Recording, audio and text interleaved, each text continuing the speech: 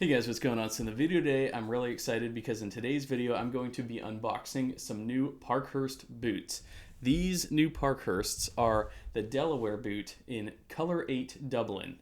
So let me say that Dublin leather and Essex leather, they're two of Horween's newer leathers, and they've really been rising in popularity in recent years.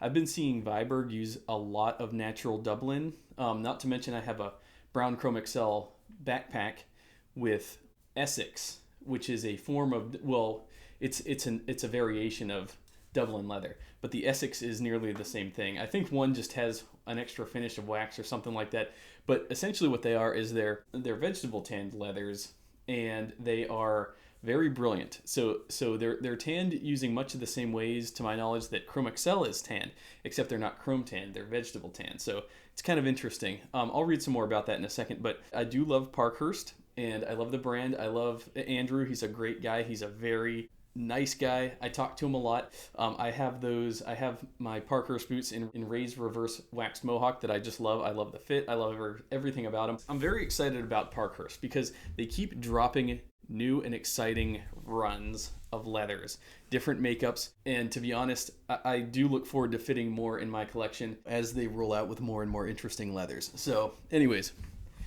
without further ado, let's cut into this thing. And this Wesson blade, by the way, oh my god, it's amazing. Super sharp. I'm going to do a review on this blade. It's here soon. Alright, and one thing I can say already, the smell coming off of this box, I can smell the Horween leather coming out already. Right. Wow. Dale, thank you for your support. Enjoy the boots. Cool, and we've got some extra laces. Very nice. And Parkhurst boot bags, beautiful. Inside the box here. Wow, and they smell incredible. So, without further ado, let's see what we are working with here. Whoa. Oh my. These are something else. The character on these are just incredible. It kind of looks like an oiled type of a horsehide almost. Like I've seen some Vibergs in shinky oiled horse butt recently that these are very reminiscent of. I'm gonna have to get shots of these outside because these are just amazing. Wow. I'm blown away. And actually, since I did my Parkhurst review, I've had a couple epiphanies about Parkhurst that I wasn't able to articulate in the initial video. So I'd like to articulate some of that here. Wow. Whew. Wow, yeah. These are very reminiscent of some shinky oiled horse butt that I've seen Viberg running recently. These are just amazing. The character on the quarter, both here, I'll get some outside shots. Again, it gets dark at 4 o'clock here, so it's ridiculous. Like, I can't do outside unboxing videos or anything like that. So, but yes, these are really, really nice. Like, so one of the epiphanies that I had recently is, every boot company that, they work with different lasts. Parkhurst, Andrew Fitzko at Parkhurst, he has his own unique last that he designed himself. And there's something that I realized about the last that I think sets it apart from any other last I've ever worn. When you look at the toe profile head on, as in when the toe is facing you, when the boot is looking you right in the eye, sort of a thing, when it's at head level and you're looking at the boot dead on, what I see with Parkhurst, it kind of has a slope. And if you want to think of it like this, is the inner part of the boot is the top of the hill, and the outer part of the boot is kind of slopes down towards the outside of the boot. So this is the bottom of the hill, this is the top of the hill. I don't know if the camera's capturing that, but to me, you know what that looks like? That looks like a beret, the way that a beret sort of sits on someone's head. And so I just thought that was really neat. Like, Parkhurst boots almost have a look, like a really cool, like French military beret look going on. And I think that's so awesome. And it's subtle. You wouldn't see that in most cases, but I see it on this boot too. It's like the inside of the toe, the inner part of the toe, is raised just a little bit more than the outside of the toe. And so it's just got a little slant, and I think it's really sharp. It doesn't affect the fit or anything like that. I think it's just a really sharp look, like a beret, like a military beret. And, you know, if you guys know anything about military garb, berets are one of the coolest hats there are. So yeah, so let's look at this boot. Let's analyze it. So we've got cap toe. We've got a perforated cap toe here. Beautiful. We've got a storm welt, 360-degree storm welt around the perimeter. We've got double stitch on the heel, back heel stay, or the heel cup, heel counter, whatever you want to call it. We've got heel strip at the top, which is a separate piece from the heel counter down here. We have, so we've got a triple stitched, the quarter is triple stitched right here. We've got a single stitch up the eyelets, 2 rows of stitching, each single stitch. We've got this top portion here, very nice. We've got 5 small eyelets, 3 speed hooks at the top.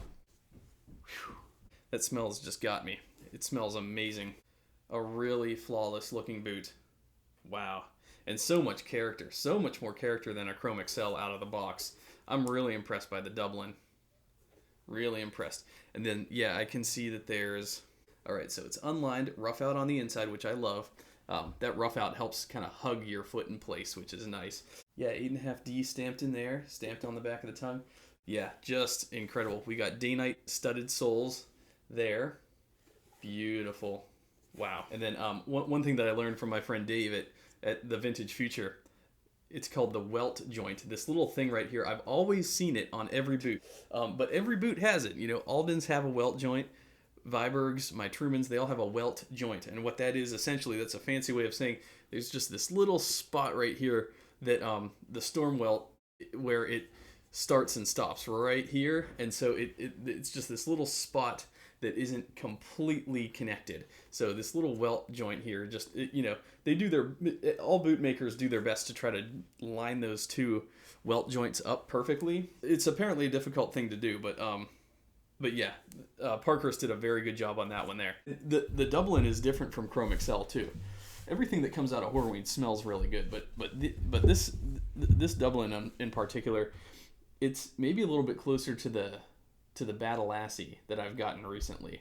Very nice leather smell. So anyways, let me read about this. So it says, Dublin is a vegetable tanned, rugged side leather from the world famous Horween Tannery in Chicago. This vegetable tan leather will develop a very rich, deep patina, so you can expect this boot to be chock full of character after a few months of wear.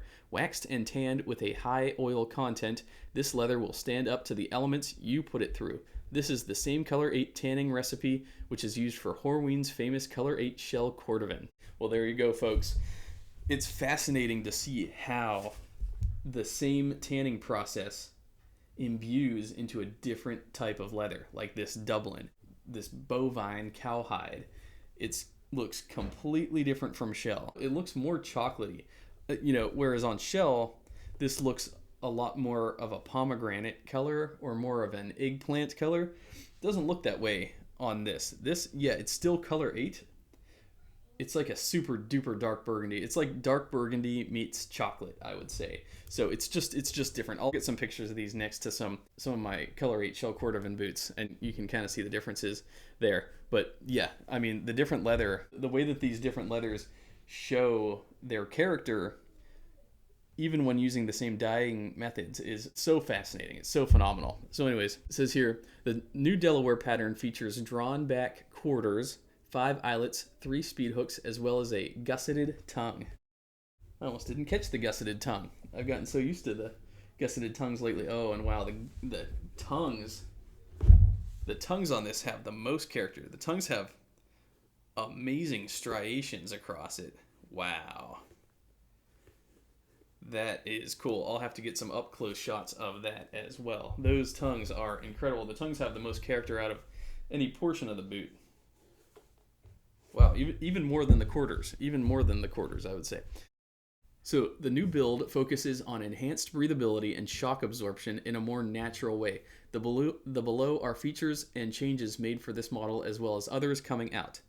Thicker and unlined upper leathers, 6 ounces. Vegetable tanned bends leather insoles, considered to be the gold standard of insoles due to its moisture wicking properties, ease of use, and longevity. Yes, I agree with that. Like he said, it's so much more of a natural thing. Like I've worn so many synthetic boots and shoes over the years with synthetic insoles, and those things, they do not allow moisture to leave the boot, and frankly it's gross. You know, the leather, the all natural leather insoles and all natural leather soles, that's in my opinion the best. That's from a purist perspective, that's the best boot you can have, because that's the boot you're going to get the most longevity out of. It's not going to rot, it's not going to get gross. They're going to stay nice and wick the moisture out in a very natural way, the same way that your skin does. So think of it like that, as opposed to like synthetic materials. That's just what I've learned as a long-term boot collector here. Thicker bends leather outsole grade midsoles for enhanced natural shock absorption. There you have it. That is the entire Parkhurst description of these brilliant Delaware boots in color 8 Dublin. I'm very impressed by these.